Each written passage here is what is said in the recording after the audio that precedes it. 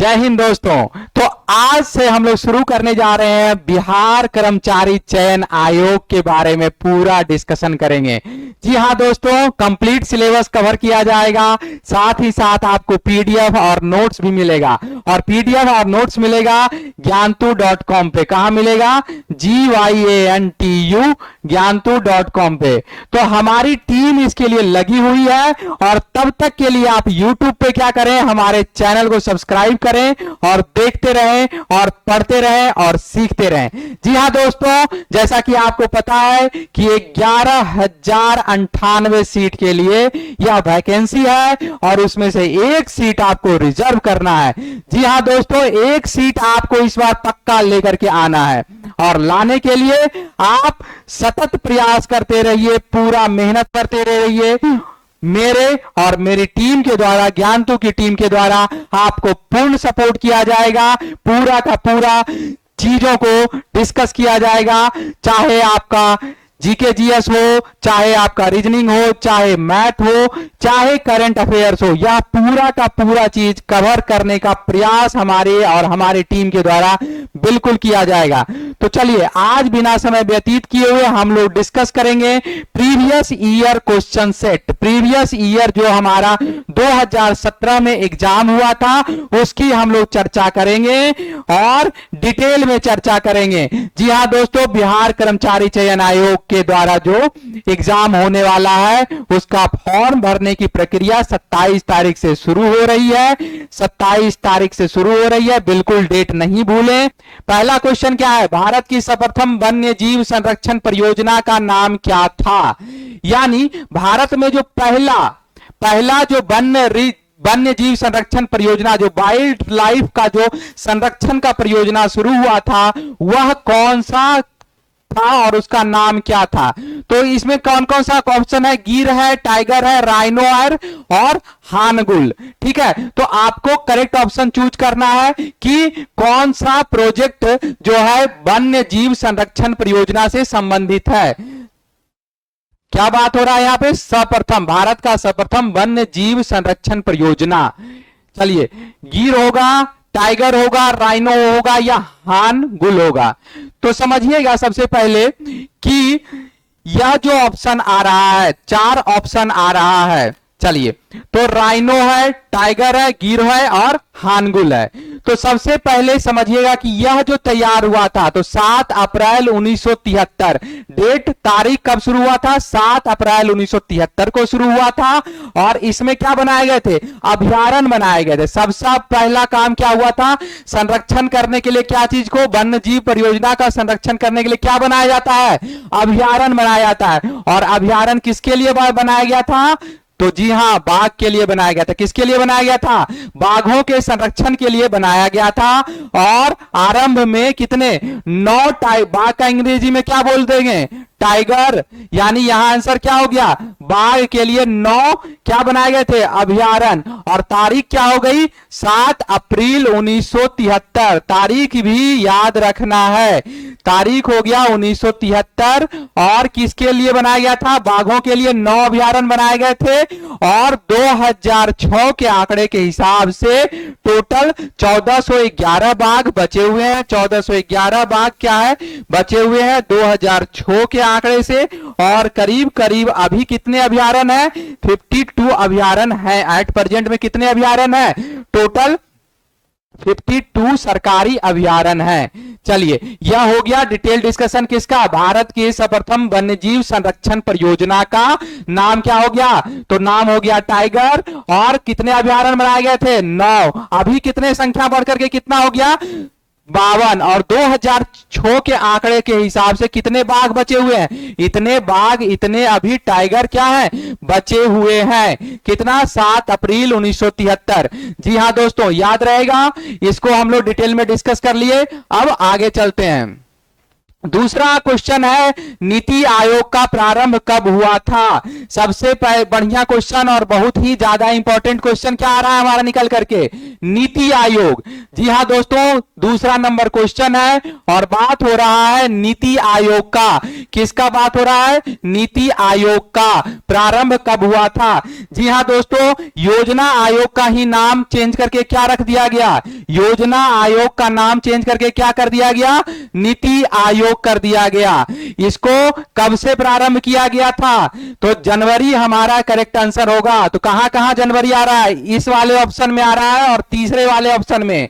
चलिए, दो तो गलत हो गया, दो हम लोग गलत कर दिए। तो जनवरी कब, जनवरी 2015, जनवरी कब, कौन सी ईस्वी में, 2015 में। जब हम बात करेंगे तो कब बात करेंगे, नीति आयोग का, जनवरी 2015 में। ठीक है, इसके पहले इसका नाम क्या हुआ करता था, योजना आयोग। चलिए अब नेक्स्ट क्वेश्चन देखते हैं। पौनार आश्रम के संस्थापक कौन है, पौनार आश्रम, पौनार आश्रम क्या है क्वेश्चन हमारा, पौनार आश्रम के संस्थापक कौन है, कौन होंगे, बाबूराम अवदेव, बाबा आमटे, विनोबा भावे और अन्ना हजारे। तो चलिए, यह सब जो नाम आ रहा है, चार नाम आया आपके पास, चारों नाम के बारे में आप क्या करिए, सोचिए कि कौन किस चीज के लिए फेमस है। और यह एक क्लू देते हैं कि 1934 के आसपास में क्या हुआ था, 1934 पैनार आश्रम का जो संस्थापना हुआ था, हुआ कब हुआ था, 1934 में। तो समझिएगा कि इसमें क्या बाबा आपटे का योगदान रहा होगा, विनोबा भावे का रहा होगा, या अन्ना हजारे का रहा होगा। अन्ना हजारे तो अभी भी जिंदा है, तो उस समय क्या है कि उतने एक्टिव नहीं रहे होंगे, तो इनका नाम पहले ही काट दीजिए। तो अब बच रहा है विनोबा भावे। तो विनोबा भावे का जो अब नाम आ रहा है, तो भूदान आंदोलन, भूदान आंदोलन का संबंध किससे है, विनोबा भावे से। भूदान आंदोलन से संबंधित विनोबा भावे है और उसी से संबंधित ये आश्रम है, भूदान आंदोलन से संबंधित। तो किनका नियम चल रहा है, विनोबा भावे, पैनार आश्रम और भूदान आंदोलन। जब भी जो यह परम धाम आश्रम या ये जो है पैनार आश्रम, परम धाम आश्रम, या किससे संबंधित हो जाएगा, विनोबा भावे से। चलिए, क्वेश्चन नंबर 3 भी हो गया हमारा। इसी के तरह आगे बढ़ते चलते हैं। जम्मू कश्मीर की आधिकारिक भाषा कौन सी है, समझिएगा, आधिकारिक भाषा की बात हो रही है, किसका, जम्मू कश्मीर का आधिकारिक भाषा। तो क्या क्या हो जाएगा, डोगरी, उर्दू, पंजाबी। किसको कट करिएगा, 50-50 करिएगा, तो किसको किसको कट करिएगा, चलिए 50-50 अगर कट करते हैं तो किसको कट करेंगे, अगर 50-50 लेते हैं तो आप किसको किसको सेलेक्ट करेंगे, कमेंट करके बताइए, किसको किसको आप क्या करेंगे, हटाएंगे, कमेंट करके बताइए। चलिए, तो सबसे पहले हम लोग क्या करते हैं, जम्मू और कश्मीर की आधिकारिक भाषा, आधिकारिक भाषा, ठीक है, ऑफिशियल लैंग्वेज की बात हो रही है, ठीक है। तो सबसे पहले किसको हटाएंगे, चलिए, आंसर करीब करीब मन में आ गया होगा, करेक्ट आंसर, सही गेस कर रहे हैं, बिल्कुल सही गेस कर रहे हैं आप, जो गेस कर रहे हैं वह बिल्कुल सही है, और हमारा जो आंसर है वह उर्दू ही है, ठीक है। तो राजकीय भाषा क्या है, राज्य की आधिकारिक भाषा उर्दू है, और 23 सितंबर 2020, 23 सितंबर 2020, यानी करीब करीब इसी मंथ 23 सितंबर 2020 को संसद में पारित हो गया। संसद में मौजूदा सांसद उर्दू और अंग्रेजी के अलावा केंद्र शासित प्रदेश में जम्मू कश्मीर में आधिकारिक भाषाओं की सूची में क्या क्या रखा गया, कश्मीरी को रखा गया, डोगरी और हिंदी को शामिल करने का एक विधेयक पारित किया गया, ठीक है। तो उसमें क्या हो गया, उर्दू को क्या हो गया, आधिकारिक भाषा भी घोषित किया गया। जापान की संसद क्या कहलाती है, जापान की संसद को क्या बोलते हैं, चलिए, ये तो डायरेक्ट आंसर है, इसमें कोई डिस्कस करने वाला बात नहीं है।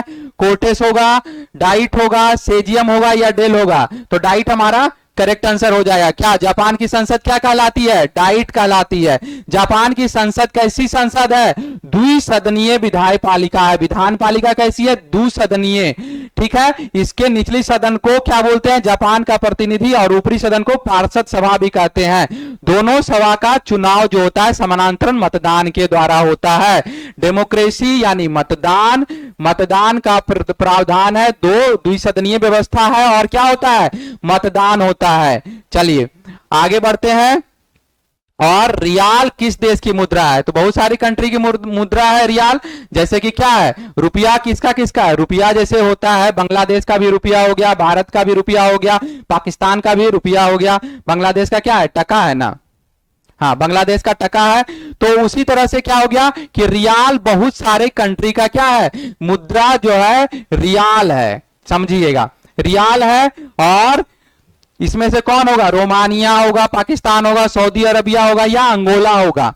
तो रियाल जो है डायरेक्ट आंसर है सऊदी अरबिया। और जैसा कि आप सिलेबस में देख रहे हैं किसका, कर्मचारी चयन आयोग के जो सिलेबस है बीएससीसी, बिहार कर्मचारी राज्य चयन आयोग, जिसमें क्या देख रहे हैं कि राज्य राजधानी और मुद्रा के बारे में डायरेक्ट सिलेबस में ये बात कर रहे हैं कि इससे क्वेश्चन आएंगे कि मुद्रा कौन सी मुद्रा है। तो ऑब्वियस सी बात है यहां पे ये इंपॉर्टेंट क्वेश्चन निकल के आ रहा है कि रियाल किस देश की मुद्रा हो जाएगा, सऊदी अरब का। चलिए आगे देखते हैं, भारतीय झंडे में चक्र का रंग कैसा है। चलिए बहुत इजी क्वेश्चन, बहुत ही इजी क्वेश्चन। 3 पट्टी होती है, कौन कौन पट्टी होती है, चलिए याद करिए कौन कौन सा पट्टी है, केसरिया है, व्हाइट है, सफेद रंग का है और हरा रंग का, 3 पट्टी है।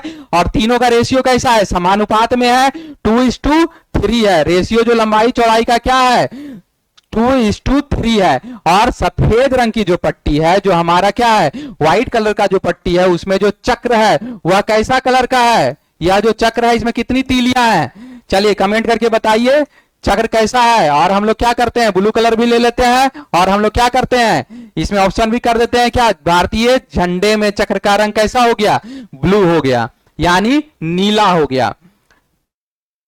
आगे चलिए, वंदे मातरम का अंग्रेजी में अनुवाद किसने किया था। चलिए अनुवाद कर दिए, ट्रांसलेट कर दिए और वो क्या हो गए, फेमस हो गए। चलिए तो हम लोग भी क्या करते हैं, थोड़ा फेमस होते हैं। तो कैसे फेमस होइएगा, कैसे फेमस होइएगा, फेमस होइएगा यहां से। कितना सीट है, 98 सीट है, 11,000 सीट है, 11,098 सीट है। उसमें 1 सीट लाइए और बन जाइए क्या, पंचायत सचिव। तो जितने भी उस पंचायत के लोग होंगे वह आपके आगे पीछे काम के लिए क्या करेंगे, आएंगे और आपको जी सर करेंगे। फिर कहां चले जाइए, राजस्व विभाग में। यहां से कहां जाइएगा, 1 सीट लाइएगा राजस्व विभाग में। फिर वहां भी जाइएगा तो क्या होगा, जी सर। तो आप भी फेमस हो सकते हैं। तो चलिए मेहनत करना है और 11,098 सीट में से 1 सीट लेकर के आना है, मात्र 1 सीट लेकर के आना है। आपको राजस्व विभाग जाना है, कर्मचारी चयन आयोग आपको मौका दे रही है। और सिर्फ कितना योग्यता चाहिए, 10+2 का योग्यता, यानी इंटर लेवल का योग्यता चाहिए। हंटर नहीं पढ़िएगा, यह क्या है, इंटर। चलिए इसमें कौन अनुवाद किए हैं, चलिए अरविंद घोष, रविन्द्रनाथ टैगोर, बंकिम चंद्र चटर्जी, सत्यजीत रे। चलिए कौन हो जाएंगे, अरविंद घोष हो जाएंगे। इसके करेक्ट आंसर क्या हो जाएगा, अरविंद घोष जो होंगे। अंग्रेजी में अनुवाद किसने किया था, अरविंद घोष ने वंदे मातरम का अंग्रेजी में अनुवाद किया था। चैत्र पड़ता है किस जगह, किस दिन को पड़ता है चैत्र, तो मार्च 22 को। चलिए अगला क्वेश्चन देखते हैं, सत्यमेव जयते कहां से लिया गया था। जी हां दोस्तों, सत्यमेव जयते इसका अर्थ क्या होता है, कमेंट करके बताइए कि इसका मतलब क्या होता है सत्यमेव जयते का। और हम लोग डिस्कस करते हैं कि सत्यमेव जयते कहां से लिया गया था, कहां से हमारा सत्यमेव जयते आया है। गीता से लिया गया है, मुंडकोपनिषद से लिया गया है, रामायण से लिया गया है या मनुस्मृति से लिया गया है, मुंडक उपनिषद से लिया गया है। मुंडक उपनिषद से हमारा क्या लिया गया है, सत्यमेव जयते। तो करेक्ट आंसर क्या हो जाएगा, मुंडक उपनिषद। मुंडक उपनिषद हमारा करेक्ट आंसर हो जाएगा। किसकी पोषण विधि होलोफाइटिक होती है, होलोफाइटिक किसकी विधि होती है, तो अमीबा की होती है होलोफाइटिक। किसकी होती है पोषक विधि, पोषक विधि जो होता है वह अमीबा का होता है। अमीबा में पोषक विधि को हम लोग कहते हैं होलोजोइक पोषण, होलोजोइक पोषण भी कहते हैं या होलोफाइट भी बोलते हैं इसको।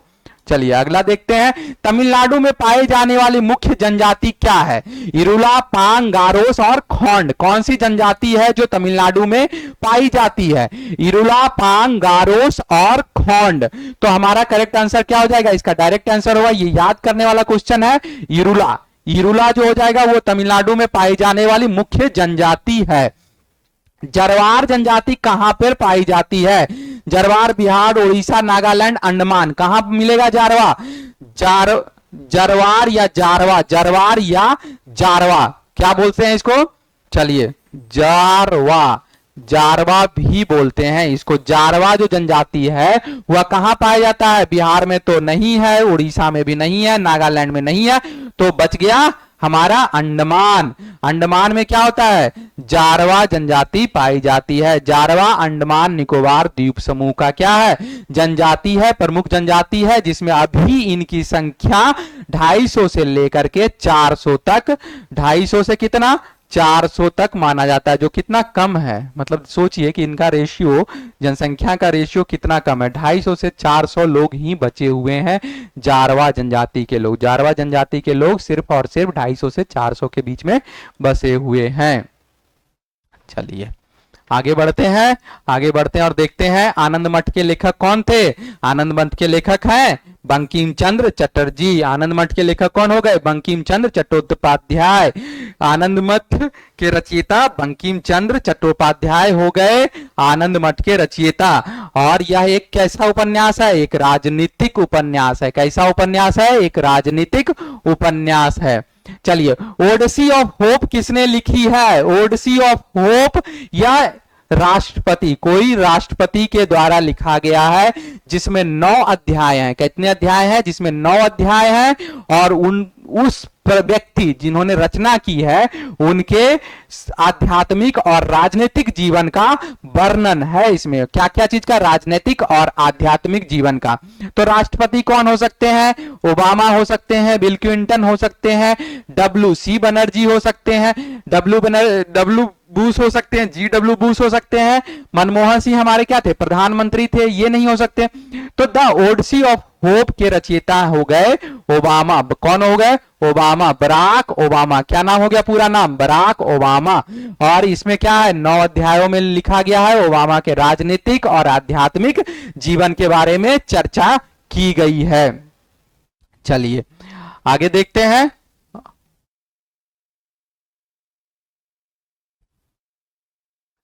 और आगे देखते हुए समय का वर्णन करते हुए शब्द संक्षेप में एडी का अर्थ क्या है?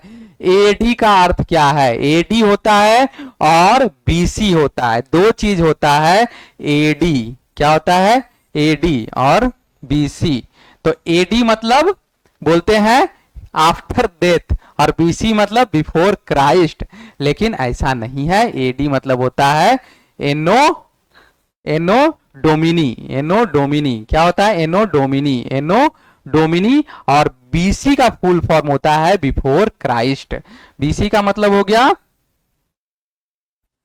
Before, CHRIST, before Christ. ठीक है, तो अब देखिए एडी का मतलब क्या हो गया? एनो डोमिनी। और बीसी का मतलब हो गया बिफोर क्राइस्ट। ईसा मसीह के बाद, ईसा मसीह का जो जन्म हुआ था उसके बाद की साल को एनो डोमिनी बोलते हैं। ईसा मसीह का जो जन्म हुआ था उसके बाद के साल, मान लिया क्या है कि जो बॉर्न हुए थे, ईसा मसीह जो बॉर्न हुए थे उसके बाद के साल को एडी और उसके पहले वाले साल को क्या बोलते हैं? बीसी बोलते हैं। उसके पहले वाले साल को क्या बोलते हैं? बीसी बोलते हैं। ठीक है, तो हम इरेजर ले लेते हैं, इसको थोड़ा मिटा देते हैं। ठीक है, और फिर से इरेजर ले लेते हैं, पेन ले लेते हैं, और उसके बाद क्या कर देते हैं? बॉर्न मतलब बिफोर बॉर्न को क्या बोल देते हैं? BC, before Christ. ईसा मसीह मतलब क्राइस्ट मतलब बॉर्न कौन हुए थे? क्राइस्ट बॉर्न हुए थे, ईसा मसीह बॉर्न हुए थे इस पर्टिकुलर टाइम को। उसके बाद वाले साल को एडी और उसके बाद वाले साल को क्या? उसके पहले वाले साल को बिफोर क्राइस्ट बोल दिए। ठीक है, चलिए शहीदों का दिवस कब मनाया जाता है? शहीदों का दिवस 5 फरवरी, 14 फरवरी, 30 जनवरी और 30 जून को। चलिए एक हिंट्स देते हैं, छोटा सा हिंट्स।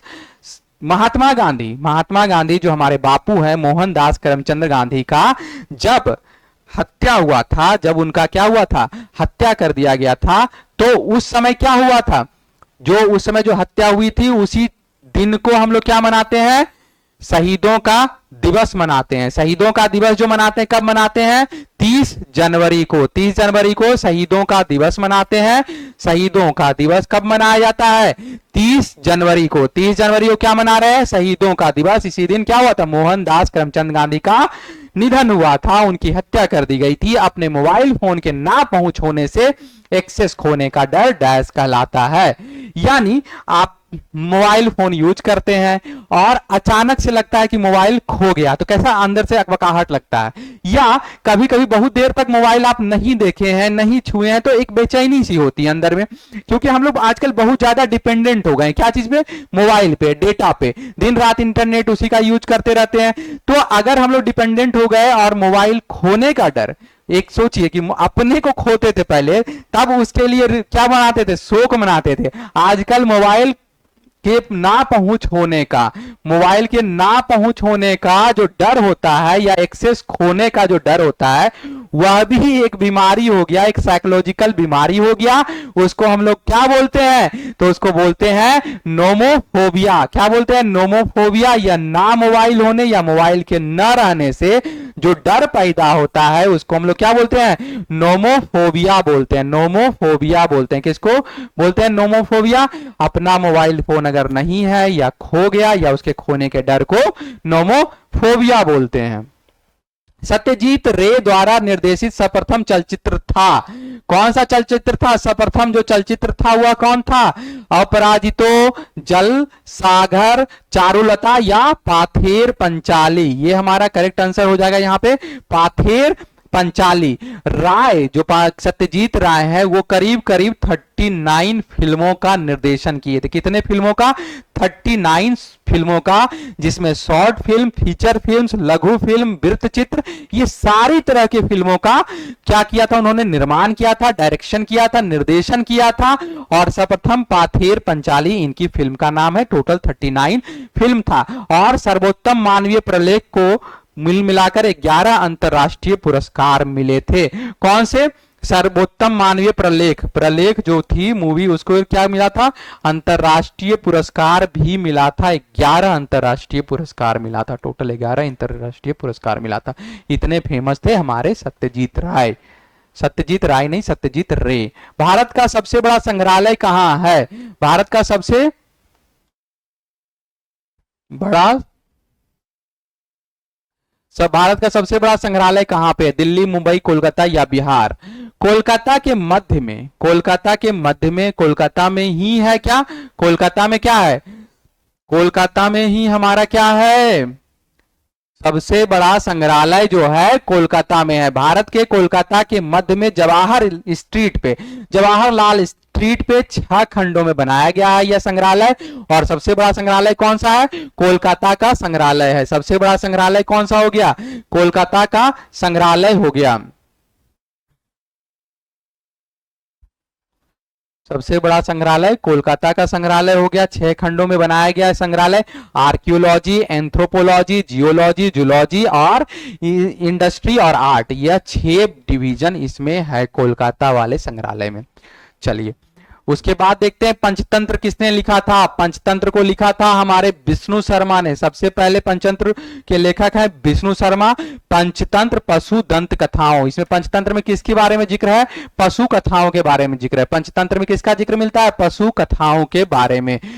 ठीक है, कौन उसके आयुर्वेद के ज्ञान के लिए प्रसिद्ध थे। चलिए आर्यभट्ट नहीं, आर्यभट्ट क्या थे, गणितज्ञ थे। जीरो का आविष्कार इन्होंने ही किया, आर्यभट्ट ने किया था शून्य का आविष्कार। ब्रह्मगुप्त नहीं, धन्वंतरी, यस बिल्कुल धन्वंतरी, भास्कर नहीं।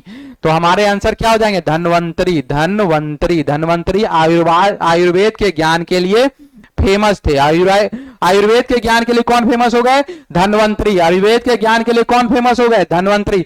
आईपीएल का आरंभ कब हुआ था, आईपीएल का आरंभ 2008 में हुआ था। आईपीएल का आरंभ कब हुआ था, 2008 में। और याद करिए किसके किसके बीच मैच हुआ था, सबसे पहला मैच किसके किसके बीच में हुआ था, तो चिन्ना स्वामी स्टेडियम में कोलकाता नाइट राइडर्स और कोलकाता नाइट राइडर्स और बेंगलुरु के बीच में मुकाबला हुआ था।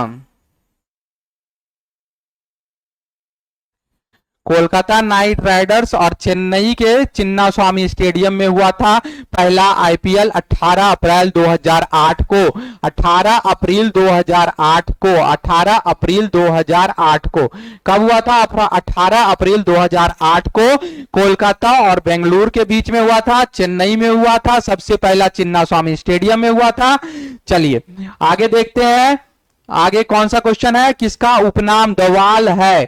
द वॉल शोएब अख्तर, सचिन तेंदुलकर, कपिल देव और राहुल द्रविड़। तो सब क्या है? क्रिकेटर है, और क्रिकेट में सबका क्या दिया जाता है? उपनाम दिया जाता है, उपनाम दिया जाता है। तो इसमें किसका? द वॉल का नाम राहुल द्रविड़ को दिया गया, और अजहर को द एसेसियन दिया गया है। अजहर को द एसेसियन, द एसेसियन, अजहर को द एसेसियन, और द वॉल का नाम दिया गया किसको? द वॉल का नाम दिया गया इनको, राहुल द्रविड़ को। द वॉल का नाम राहुल द्रविड़ को, और द वाइपर का नाम कुंबले को। The viper, the viper, VIPER, viper का नाम किसको दिया गया? कुंबले को। ठीक है, चलिए किसका उपनाम? रेड क्रॉस का मुख्यालय कहां है? रेड क्रॉस का मुख्यालय कहां है, और रेड क्रॉस किसके लिए फेमस है? कमेंट करके बताइए, रेड क्रॉस किस चीज के लिए फेमस है? इसका जो मुख्यालय है वह स्विट्जरलैंड में है।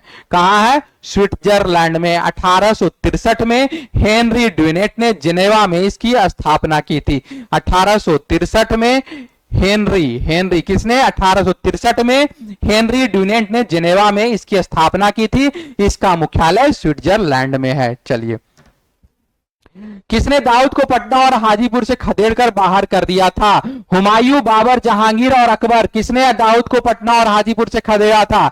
क्वेश्चन बहुत ज्यादा इंपॉर्टेंट है। पटना और हाजीपुर से खदेड़ करके बाहर किया था। जी हां, अकबर 1574 में अफगान सरदार दाऊद खान को कुचलने के लिए पटना आए थे। 1574 ईस्वी में अकबर क्या किए थे? दाऊद को खदेड़ करके कहां? पटना और हाजीपुर से खदेड़ दिए थे।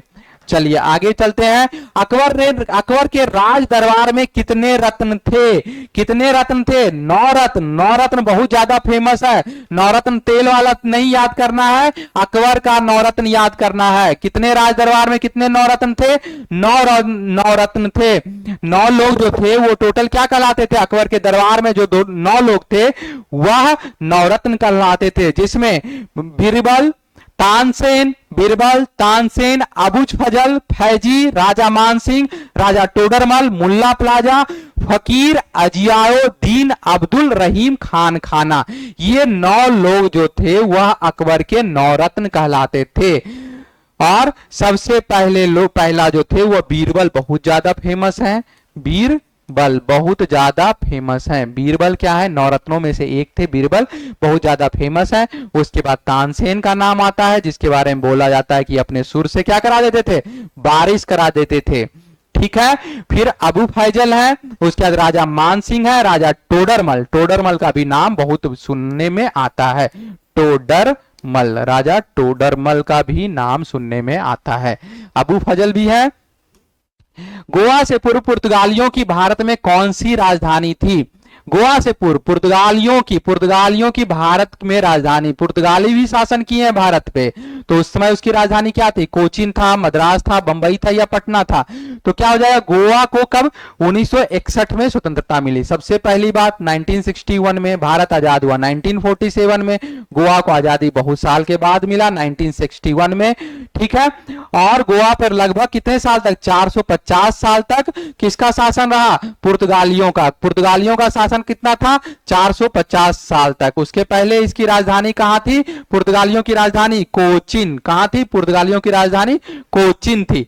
गोवा से पूर्व पुर्तगालियों की राजधानी कोचीन थी। 450 साल तक शासन किया गया है। 1961 में क्या मिला? पुर्तगाल को आजादी मिली।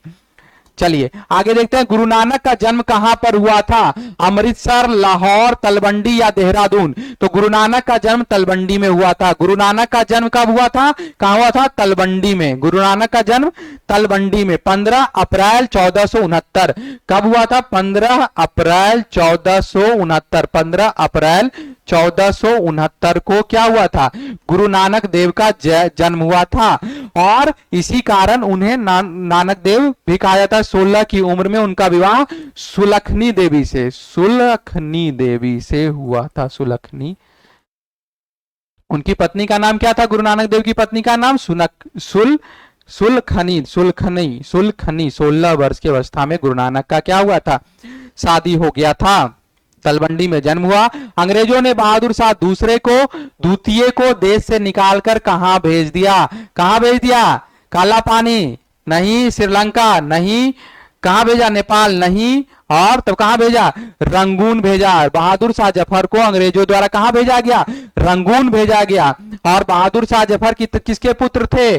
अकबर के पुत्र थे। कौन? बहादुर शाह द्वितीय अकबर के पुत्र थे। बहादुर शाह जफर अकबर द्वितीय के दूसरे पुत्र थे और मुगल साम्राज्य के अंतिम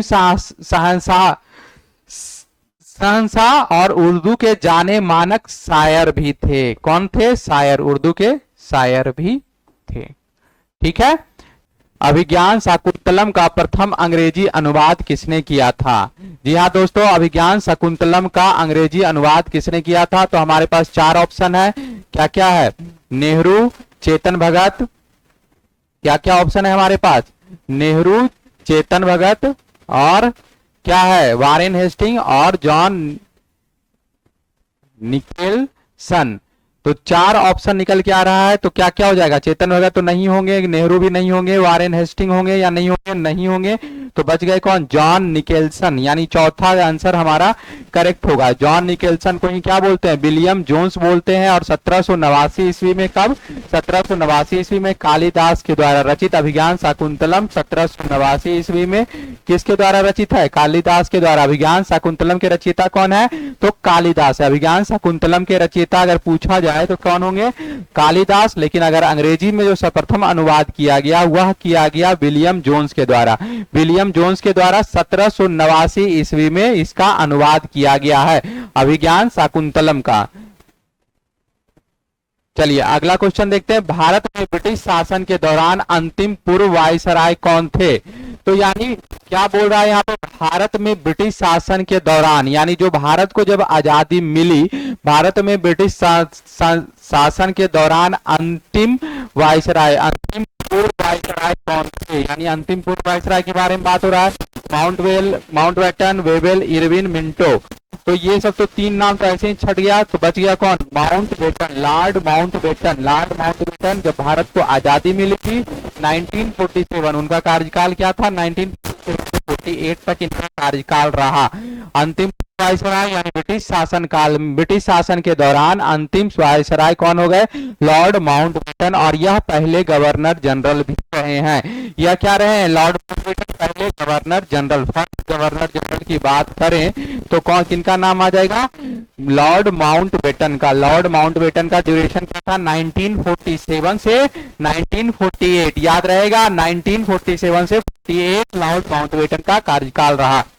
ठीक है। अगला हुआ, कब हुआ चंपारण सत्याग्रह? तो चंपारण सत्याग्रह की बात हो रही है। यहाँ पे किसकी बात हो रही है?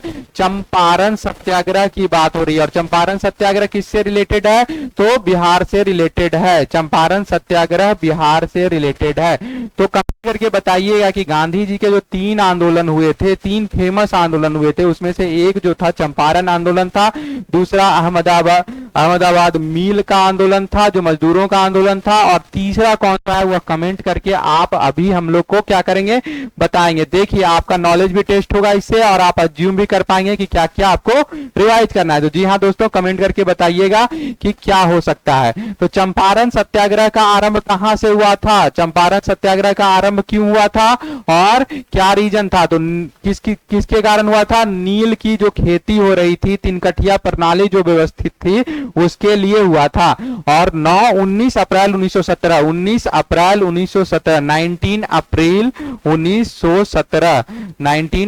1917 को क्या हुआ था? चंपारण सत्याग्रह हुआ था। 19 अप्रैल 1917 को चंपारण सत्याग्रह हुआ था। और किसके नेतृत्व में हुआ था? महात्मा गांधी के नेतृत्व में हुआ था। समझ में आ रहा है? नेशनल हेराल्ड समाचार पत्र किसने प्रारंभ किया था? नेशनल हेराल्ड समाचार पत्र कौन सी पत्रिका है? National Herald. पत्रिका का नाम हो गया हमारा नेशनल हेराल्ड। और किसने प्रारंभ किया था? तो इसमें देखिए 3-4 नाम आ रहे हैं, आप 1-2 नाम को तो आसानी से क्या कर सकते हैं? हटा सकते हैं। ठीक है, 1-2 नाम को क्या कर सकते हैं? आप आसानी से क्या कर सकते हैं? हटा सकते हैं। जैसे इंदिरा गांधी का तो नाम ऐसे ही हटा दीजिए, राहुल गांधी अभी के हैं, तो ये दोनों नाम हट गया। चलिए अब बच गए मोतीलाल नेहरू। मोतीलाल नेहरू उससे भी सब पहले के हो गए, तो जवाहरलाल नेहरू जो थे, जवाहरलाल नेहरू जो क्या थे? हेराल्ड समाचार पत्र के का प्रारंभ किया था। ये जो पत्रिका निकल रही थी समाचार पत्र, वह जवाहरलाल नेहरू ने निकाला था और लखनऊ में शुरू किया था। कब शुरू किया था? लखनऊ में 9 सितंबर 9 सितंबर 1938 को 9 सितंबर 1938 को लखनऊ से यह पत्रिका निकलना शुरू हुई। नेशनल हेराल्ड समाचार पत्र किसने प्रारंभ किया था? तो जवाहरलाल नेहरू। हमारा करेक्ट आंसर क्या निकल के आएगा? जवाहरलाल नेहरू। और किसका समाचार पत्र? यह कैसा है? समाचार पत्र है 9 सितंबर 1938। 9 सितंबर 1938 से शुरुआत हुआ था। और देखिएगा यहाँ मोतीलाल नेहरू पहला हो गए, मोतीलाल नेहरू हो गए फर्स्ट। उसके बाद हो गए क्या? सेकेंड जवाहरलाल नेहरू। थर्ड में क्या हो जाएगा? इंदिरा गांधी। फोर्थ में क्या हो जाएगा?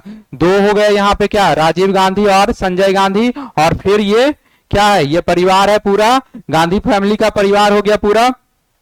ठीक है, चलिए आगे फिर देखते हैं आगे क्या। चलिए आगे दूसरा क्वेश्चन देखते हैं। नेशनल हेराल्ड के बाद हम लोग क्या करते हैं? दूसरा क्वेश्चन देखते हैं। मेगास्थनीज चंद्रगुप्त मौर्य के कार्यकाल में क्या थे? तो मेगास्थनीज तो इंडियन नहीं थे। मेगास्थनीज क्या थे? इंडियन नहीं थे। यह कहां के थे? यूनान के। तो यह यूनान के जब थे तो यह क्या कर रहे थे? इंडिया में क्या कर रहे थे? जब यह यूनान के थे तो इंडिया में क्या कर रहे थे? चंद्रगुप्त मौर्य के कार्यकाल में आक्रमण करके आए थे, राजदूत थे, पुजारी थे, मंत्री थे। तो क्या होगा? मंत्री तो किसी बाहर के देश को के लोगों को तो बनाया नहीं जा सकता है। पुजारी भी इंडिया में ऑलरेडी अवेलेबल है। आक्रमणकारी अकेले तो आक्रमण नहीं किए होंगे, तो यह क्या हो जाएगा? राजदूत। तो क्या हो जाएगा? मेगास्थनीज क्या थे? चंद्रगुप्त मौर्य के कार्यकाल में एक राजदूत थे और राज्य विस्तार की इच्छा में किया था, लेकिन 305 में निकोलस के शासन काल के समय का ये बात हो रहा है। 305 ईसा पूर्व का, 305 ईसा पूर्व का बात हो रहा है। तो मेगास्थनीज कहाँ के थे? यूनान के। और चंद्रगुप्त मौर्य के शासन काल में एक राजदूत बन करके आए थे। चलिए बुद्ध से संबंधित अवसरों से जुड़े प्रतीकों में स्तूप किसका प्रतीक है? तो स्तूप के बारे में पूछ रहा है। स्तूप का संरचना कैसा होता है? तो स्तूप का संरचना होता है गोलाकार होता है। स्तूप का संरचना गोलाकार होता है, गोलाकार होता है स्तूप का संरचना। और यह कैसा दिख रहा है? साइकिल के जैसा दिख रहा है। साइकिल किसके जैसा दिख रहा है? साइकिल के जैसा। साइकिल के जैसा दिख रहा है मतलब क्या हो गया कि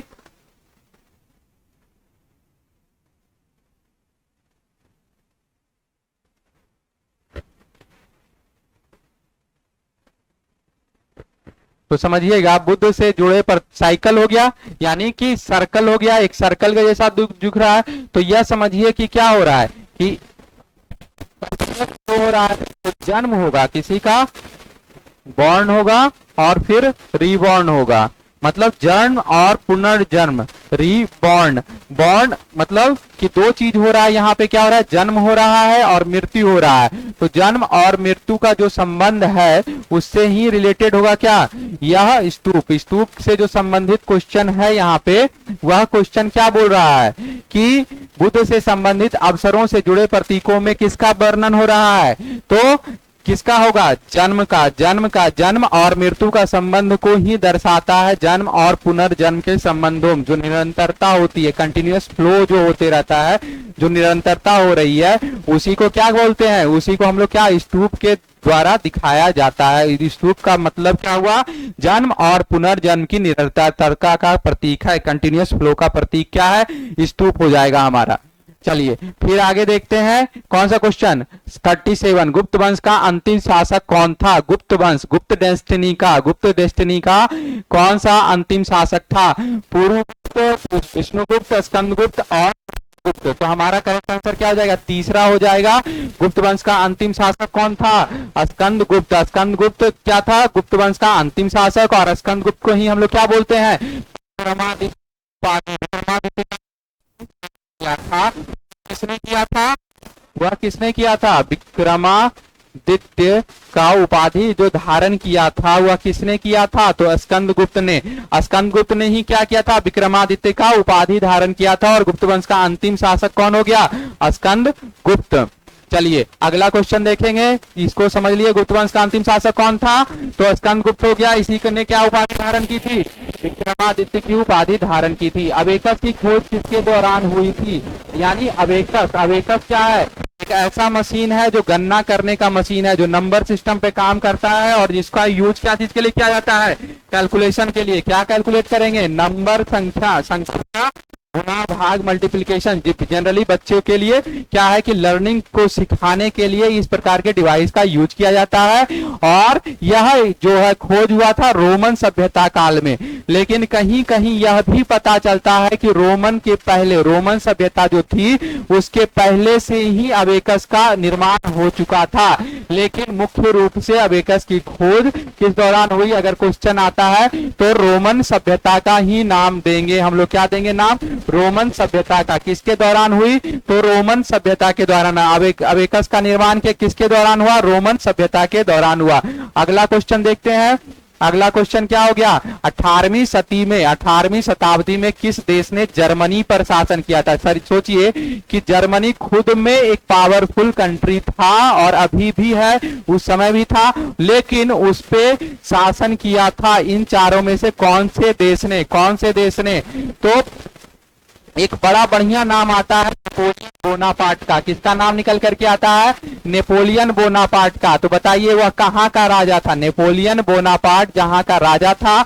अगर आपको पता है तो आप इस क्वेश्चन को सॉल्व कर सकते हैं। तो नेपोलियन बोनापार्ट कहाँ का राजा था? इंग्लैंड का था या ऑस्ट्रिया का था, फ्रांस का था या चीन का था? अगर आप जानते हैं कि नेपोलियन बोनापार्ट एक महत्वाकांक्षी राजा था जिसकी क्या थी? जिसकी सोच यह थी कि पूरे दुनिया पर उसको शासन करना है। यह कहां का राजा था? तो ये बिल्कुल सही बात है, यह फ्रांस का राजा था। नेपोलियन बोनापार्ट कहां का था? फ्रांस का राजा था। तो फ्रांस ने क्या किया था? जर्मनी पर शासन किया था। फ्रांस क्या किया था? जर्मनी पर शासन किया था। और कब किया था? 18वीं शताब्दी में। 18वीं शताब्दी में जापान पर शासन करने वाले का नाम क्या है? भारत के दोनों लोकसभा और राज्यसभा में कोरम के लिए कुल सदस्यों का कौन सा अंश आवश्यक है? यानी कि दोनों सदनों में किसकी बात हो रही है? लोकसभा और राज्यसभा दोनों के लिए क्या लाया जाता है? कोरम। कोरम के लिए कुल कितने सदस्यों की आवश्यकता होगी? तो दोनों को मिलाकर के जो 10वां हिस्सा होगा, कुल सदस्यों के 10वें हिस्से के लिए कोरम की स्थापना की जा सकती है।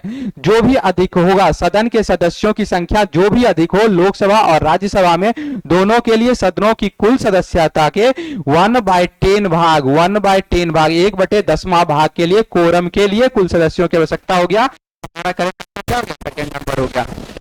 अगला क्वेश्चन देखते हैं। अगला क्वेश्चन क्या है? साप्ताहिक पत्रिका चार्ली हेब्डो कहां से प्रकाशित किया जाता है? तो विवाद, अक्सर ये जो विवाद है चार्ली हेब्डो क्या है? यह जो पत्रिका है अक्सर विवादित पत्रिका है, यानी अक्सर विवाद में आता रहता है। विवाद में आने के कारण बहुत सारा रीजन है और इसके कारण क्या होते हैं? बहुत सारे हमले भी हुए हैं इसके ऑफिस में और इसके जो पत्रकारों की हत्या भी हुई है। तो चार्ली हेब्डो शब्द कहां से प्रकाशित किया जाता है? चलिए पेरिस से। कौन सा आंसर हो जाएगा हमारा? Second number, Paris. पेरिस कहां है? चलिए कमेंट करिए कि H1N1 के बारे में जानते हैं। H1N1 अगर क्या होता है? मृत्यु तो होती है और मुख्यतः ये फैलता है या एक तरह का है। जो फ्लू जो है वह मुख्यतः किससे फैलता है? जानवरों और पशुओं के द्वारा मनुष्यों में क्या होता है? संक्रमित करता है।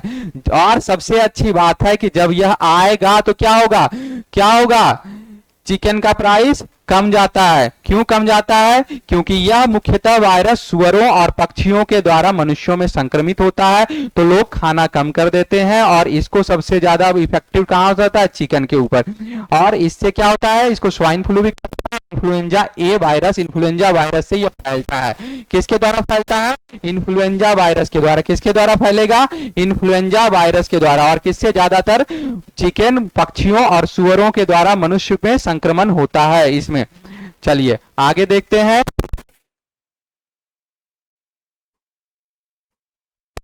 और प्रसिद्ध साहित्य उत्सव कहाँ आयोजित होता है? प्रसिद्ध साहित्य उत्सव, किसकी बात हो रही है? साहित्यिक बात हो रही है। साहित्य उत्सव, कल्चरल साहित्य उत्सव कहाँ होता है? जयपुर, वाराणसी, उदयपुर और दिल्ली। समझिएगा, 4 ऑप्शन है। तो किसको पिंक सिटी बोला जाता है? अगर आपको पता है कि पिंक सिटी किसको बोला जाता है तो आपका आंसर करेक्ट है। अगर उसका आंसर आपको पता है कि पिंक सिटी किसको बोला जाता है तो आपको आंसर मिल चुका है। तो पिंक सिटी, जी हाँ दोस्तों, किसको बोला जाता है? जयपुर को बोला जाता है। और जयपुर में ही क्या होता है? साहित्यिक उत्सव का आयोजन किया जाता है और यह बड़े धूमधाम से मनाया जाता है। और यह क्या हो जाएगा? पिंक सिटी कहाँ है? राजस्थान में, जयपुर में। और वहीं कहाँ मनाया जाता है? वहीं साहित्यिक उत्सव मनाया जाता है। अगला है उत्तर प्रदेश का राजकीय फूल है। उत्तर प्रदेश का राजकीय फूल क्या हो जाएगा? कमल, पलाश, क्या हो जाएगा? क्या हो जाएगा? चलिए, उत्तर प्रदेश का राजकीय फूल हो जाएगा पलाश। चलिए आगे देखते हैं। जब उत्तर प्रदेश का आप बोल रहे हैं कि पलाश होगा राजकीय फूल, तो बिहार का राजकीय फूल क्या होगा? आप तैयारी कर रहे हैं बिहार कर्मचारी चयन आयोग का। आप तैयारी क्या चीज का कर रहे हैं? बिहार कर्मचारी चयन आयोग का। तो आपको जानना चाहिए कि बिहार का जो फूल है उसको क्या बोलते हैं। बिहार का राजकीय फूल क्या है? बिहार का राजकीय फूल क्या हो जाएगा? गेंदा। बिहार का राजकीय फूल क्या है? गेंदा है बिहार का राजकीय फूल। समझे? बिहार का राजकीय फूल क्या हो गया? गेंदा। ये गुलाब कहाँ का राजकीय फूल हो जाएगा? तो वेस्ट बंगाल का। पश्चिम बंगाल का क्या है? गुलाब है। पश्चिम बंगाल का गुलाब है। इसी तरह कमेंट करके बताइए कि कमल कहाँ का राष्ट्रीय फूल है। 2-3 स्टेट का क्या है राष्ट्रीय फूल? क्या है? कमल है। तो आपको बताना है कमेंट करके कि कहाँ का राष्ट्रीय फूल क्या है? कमल है। चलिए, वाल्मीकि राष्ट्रीय उद्यान कहाँ है? उत्तर प्रदेश, मध्य प्रदेश, बिहार या उड़ीसा? तो वाल्मीकि राष्ट्रीय उद्यान एक वन्यजीव अभ्यारण्य है। कहाँ है? वन्यजीव अभ्यारण्य है। वाल्मीकि राष्ट्रीय उद्यान क्या है? वन्यजीव अभ्यारण्य है। वन्यजीव अभ्यारण्य है। और वो कहाँ है? उत्तर प्रदेश, मध्य प्रदेश, बिहार या उड़ीसा? तो वाल्मीकि राष्ट्रीय उद्यान, वाल्मीकि जी का राष्ट्रीय उद्यान उनके नाम से जो है वो कहाँ है? तो बिहार में है। बिहार में वाल्मीकि राष्ट्रीय उद्यान है। और यह बिहार के उत्तर पश्चिमी जिले जो कि पश्चिम चंपारण में स्थित है। कहाँ स्थित है? पश्चिम चंपारण में। कहाँ स्थित है? तो पश्चिम चंपारण में। कहाँ स्थित है? चंपारण में। पश्चिम चंपारण में। कहाँ स्थित है? पश्चिम चंपारण में स्थित है। वन्य जीव अभ्यारण्य है। वाल्मीकि राष्ट्रीय अभ्यारण्य जो है पश्चिम चंपारण में स्थित है। चलिए आगे देखते हैं। भारत में प्रथम ऊनी कपड़ों का मिल कहाँ खोला गया था? पानीपत, लुधियाना, कानपुर या आगरा? प्रथम ऊनी कपड़ों का मिल भारत में कहाँ खोला गया था? क्या नाम है? पानीपत, लुधियाना, कानपुर और आगरा। तो आंसर हो जाएगा, क्या हो जाएगा आंसर? कानपुर हो जाएगा आंसर। और 1876 में खोला गया था। कब खोला गया था? 1876 में कानपुर में यह मिल खोला गया था। ठीक है, आगे देखते हैं। प्राकृतिक रेशम की कितनी किस्में होती है? 2 होता है, 4 होता है, 5 होता है या 8 होता है? क्या होता है? प्राकृतिक रेशम की कितनी मुख्य किस्में होती है? 5 प्रकार की किस्में होती है। प्राकृतिक रेशम की 5 किस्में होती है। और इसमें क्या हो सकता है? मलबरी, टसर, ओक टसर और एरी मूंगा सिल्क उत्पादन करने वाला अकेला देश कौन सा है? भारत। भारत जो है प्राकृतिक रेशम का उत्पादन करने वाला मुख्य देश है या अकेला देश बोल सकते हैं इसको। चलिए, प्राकृतिक रेशम की कितनी मुख्य किस्में होती है? तो 5 मुख्य किस्में हैं। कितनी किस्में हैं? 5 मुख्य किस्में हैं। जालियांवाला बाग कहाँ है? लुधियाना, रोहतक, अमृतसर और दिल्ली। कहाँ होगा? कहाँ जालियांवाला बाग हत्याकांड हुआ था और कहाँ हुआ था? अमक हो रही थी। क्या रीजन था? गुरु गोविंद साहब की शिक्षा कहां पर हुई? गुरु गोविंद साहब की शिक्षा कहां हुई और उन्होंने फारसी कहां सीखी? 2 क्वेश्चन है कि फारसी कहां वो सीखे और गुरु गोविंद की शिक्षा कहां हुई। 2 क्वेश्चन है यहाँ पे। गुरु गोविंद सिंह की शिक्षा कहां हुई और उन्होंने फारसी कहां सीखा था? तो सबसे पहला नाम आता है आनंदपुर साहिब में। आनंदपुर साहिब में प्रारंभिक शिक्षा जो गुरु गोविंद की हुई थी वह आनंदपुर साहिब में हुई थी, और यहीं पे उन्होंने क्या सीखा था, फारसी सीखा था।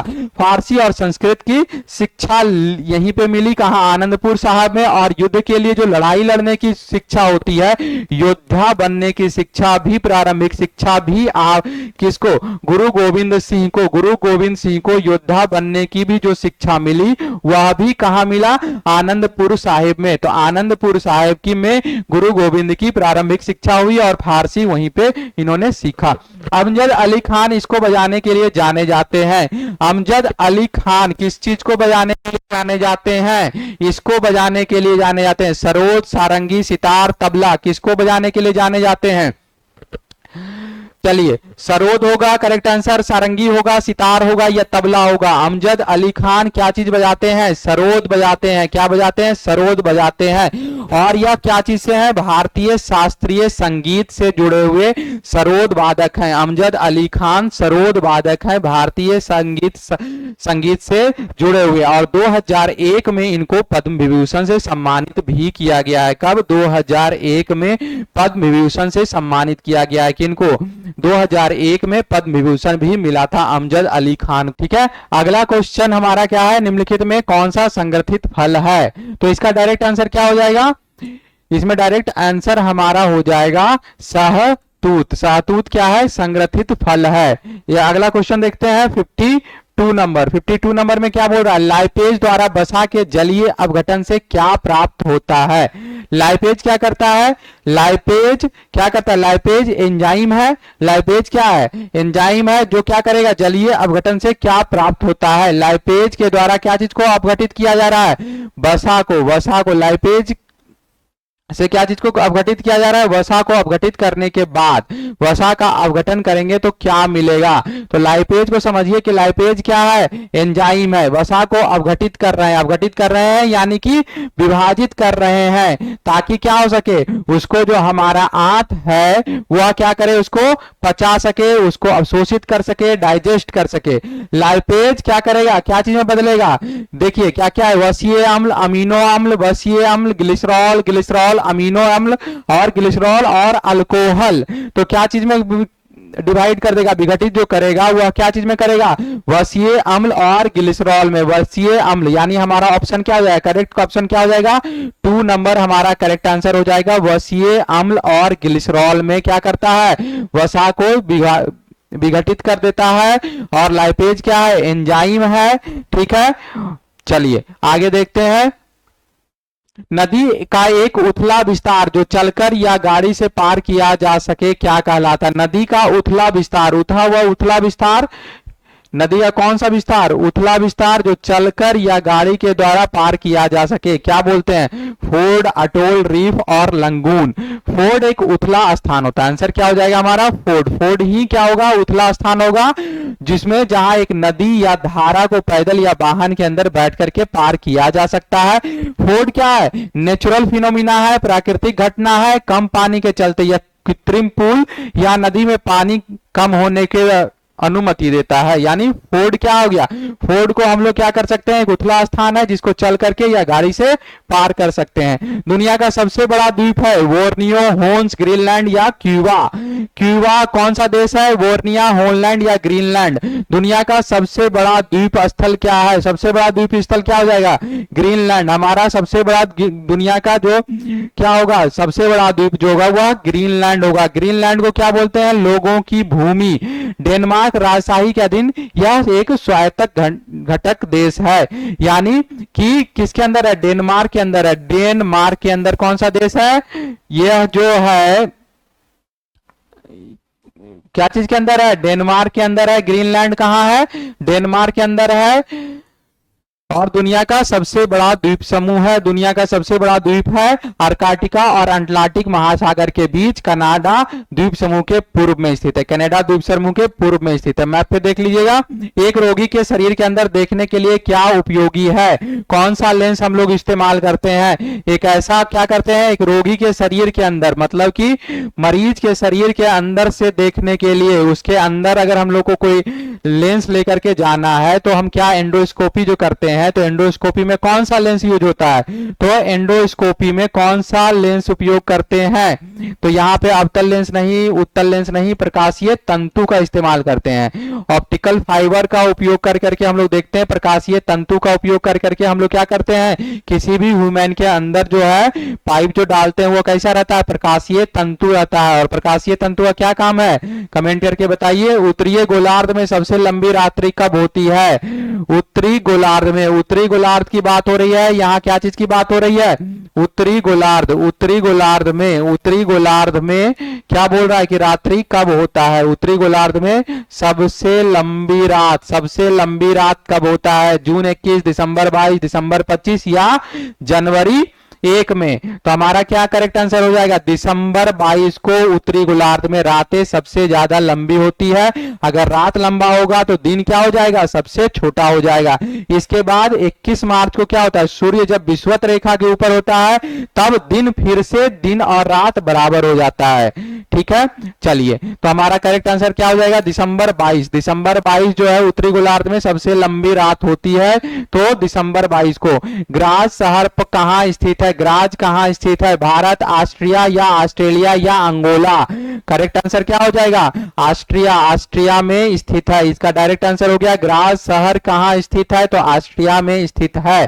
तो समझिए या कोई करंट अफेयर्स से रिलेटेड ये टॉपिक है कि उस समय के जो इवेंट हो रहे होंगे या कोई घटना, जैसे अभी G20 हुआ, G20 कहां हुआ, इंडिया में हुआ, तो इसी तरह कोई इवेंट या घटना को होता होगा तो उस समय से रिलेटेड जो भी कंट्री होंगे उसका क्वेश्चन आपको देखने को मिल सकता है कि वह कहां लोकेटेड है। जैसे खालिस्तान वाला मुद्दा चल रहा है कनाडा में, ठीक है, तो कनाडा से रिलेटेड जो भी खालिस्तान का शहर होगा, खालिस्तान से रिलेटेड जो भी शहर होगा कनाडा से रिलेटेड, कनाडा का जो भी न्यूज में आएगा तो वो देखने योग्य क्वेश्चन बन सकता है वहां से। तो आप वहां से क्या कर सकते हैं, देख सकते हैं। 58 नंबर, जब प्रकाश एक दूसरे के माध्यम से अंदर जाता है तो क्या होता है, प्रकाश एक माध्यम से जब दूसरे माध्यम में उसके अंदर जाता है, एक माध्यम से दूसरे माध्यम में, तो माध्यम अलग अलग भी हो सकता है। जैसे क्या हो गया, एयर से गया कहां, वाटर में, या फिर एयर से गया वाटर में, तो क्या होगा, उसकी आवृत्ति में परिवर्तन आता है, उसकी आवृत्ति में परिवर्तन नहीं आता है, परिवर्तन आता है, परिवर्तन नहीं आता है, उसकी गति नहीं बदलती है, उसकी तरंग दैर्घ्य नहीं बदलती है। चलिए बड़ा कंफ्यूजिंग क्वेश्चन है, क्या क्या होगा जब लाइट को हम लोग क्या कर रहे हैं, एक मीडियम से दूसरे मीडियम में लेकर के जा रहे हैं, तो ऑब्वियस सी बात है कि क्या होगा, उसकी गति कम जाएगी, या उसकी आवृत्ति में परिवर्तन होगा, या उसकी आवृत्ति में परिवर्तन नहीं होगा। तो दो अलग अलग मीडियम की बात हो रही है, दो अलग अलग माध्यम की बात हो रही है। क्या हो रहा है, दो अलग अलग माध्यम की बात हो रही है। क्या एक हो गया, क्या हवा से हम लोग पानी में डाल रहे हैं तो क्या होगा, तो उसकी आवृत्ति में क्या होगा, परिवर्तन हो जाएगा, उसकी आवृत्ति में परिवर्तन होगा, उसकी आवृत्ति में परिवर्तन हो जाएगा, तो उसकी आवृत्ति में परिवर्तन हो जाएगा। तो हमारा क्या होगा, करेक्ट आंसर फर्स्ट नंबर हो जाएगा। हमारा करेक्ट आंसर क्या हो जाएगा, फर्स्ट नंबर हो जाएगा, पहला नंबर हो जाएगा कि उसकी आवृत्ति में क्या हो जाएगा, परिवर्तन हो जाएगा। चलिए इसके आगे देखते हैं 59 नंबर, एच बम किस पर आधारित है, हाइड्रोजन बम की बात हो रही है। एच बम किस पर आधारित है, नाभिकीय विखंडन, नाभिकीय संलयन, नाभिकीय परिग्रहण अभिक्रियाएं, या कृत्रिम मत्वांतरण, तो किस पे संबंधित हो जाएगा, तो यही दोनों होगा, न्यूक्लियर फ्यूजन या न्यूक्लियर फिजन। दो चीज होता है, न्यूक्लियर विखंडन और न्यूक्लियर संलयन, यानी कि जुटेगा या टूटेगा, यही चीज होगा। तो थर्मो न्यूक्लियर फ्यूजन पे आधारित है, थर्मो न्यूक्लियर फ्यूजन यानी नाभिकीय संलयन। हाइड्रोजन बम किस पर आधारित है, नाभिकीय संलयन पर आधारित है, यानी जब विस्फोट होगा तो हाइड्रोजन के परमाणु नाभिकीय संलयन अभिक्रिया करके क्या करेंगे, बहुत ही ज्यादा ऊर्जा का क्या करेंगे, एग्जॉस्ट करेंगे, बहुत ही ऊर्जा क्या करेंगे, निकालेंगे, और हीलियम के नाभिक में बदल जाते हैं। H+H होता है, हाइड्रोजन के क्या कर रहे हैं, न्यूक्लियस क्या कर रहे हैं, एक दूसरे का संलयन करते हैं और हीलियम का निर्माण करते हैं। इससे क्या होगा, नाभिकीय संलयन होता है, और इसी प्रक्रिया पर आधारित है हमारा हाइड्रोजन बम। चलिए, किसकी ऑक्सीकरण संख्या सदैव -1 होती है? किसकी ऑक्सीकरण, ऑक्सीडेशन नंबर हमेशा किसका -1 होता है? हाइड्रोजन का या किसका? क्लोरीन का, ब्रोमीन का, आयोडीन का, किसका होगा? तो हमारा क्या हो जाएगा? फ्लोरीन का। फ्लोरीन का हाइड्रोक्सीकरण संख्या हमेशा -1 होता है। तो करेक्ट आंसर पहला हो गया। निम्नलिखित में कौन सा स्टेरॉइड का स्राव करता है? स्टेरॉइड्स, स्टेरॉइड्स का स्राव। स्टेरॉइड्स कौन सी ग्रंथि निकालती है? हमारे शरीर में कौन सा अंग है जो स्टेरॉइड्स को क्या करता है? निकालता है, बाहर स्रावित करता है। मुख, गुहा, अमाशय, अग्नाशय, पित्ताशय। क्या करेक्ट आंसर होगा? क्या करेक्ट आंसर होगा? कमेंट करके बताइए जल्दी जल्दी। मुख गुहा होगा, अमाशय होगा, अग्नाशय होगा या पित्ताशय होगा? स्टेरॉइड का स्राव कहां से होता है? चलिए बताइएगा। तो आंसर, करेक्ट आंसर क्या हो जाएगा? पित्ताशय। पित्ताशय से क्या होता है? हमारा स्टेरॉइड्स का स्राव होता है। चलिए आगे। विश्व का सबसे आर्द्र स्थान, ड्राई स्टेट कहां सा, कौन सा जगह है? आर्द्र स्थान कौन सा है? एशिया, ओशिनियाना, अफ्रीका या ऑस्ट्रेलिया? तो ऑस्ट्रेलिया सबसे आर्द्र स्थल है। सबसे आर्द्र स्थल में किसका नाम आएगा? ऑस्ट्रेलिया का नाम आएगा। सबसे ज्यादा आर्द्र स्थल में ऑस्ट्रेलिया का नाम आएगा। उसके बाद है मानचित्र में समुद्र की समान गहराइयों को जोड़ने वाली रेखाओं को क्या बोलते हैं? मानचित्र में समुद्र की समान गहराइयों में जोड़ने वाली रेखा को क्या कहते हैं? यानी समुद्र है, ये मान ले समुद्र है और कोई भी जगह है, दो जगह है, वह एक पर्टिकुलर गहराई पर अवस्थित है, तो उसको जोड़ने वाली रेखा को क्या बोलते हैं? आइसो नॉर्मल, आइसोमोनल, आइसोबाथ और आइसोहिप्स। कौन सा कहेंगे? क्या होगा इसका करेक्ट आंसर? तो इसका करेक्ट आंसर हो जाएगा आइसोबाथ। आइसोबाथ करेक्ट आंसर। 63 का क्या हो जाएगा? 63 का तीसरा नंबर हो जाएगा आइसोबाथ। यह नदी दिल्ली में स्थित है। कौन सी नदी दिल्ली में स्थित है? बताइए कौन सी नदी स्थित है? बताइए करेक्ट आंसर क्या हो जाएगा? सतलज होगा, सरयू होगा, गंगा होगा, यमुना होगा।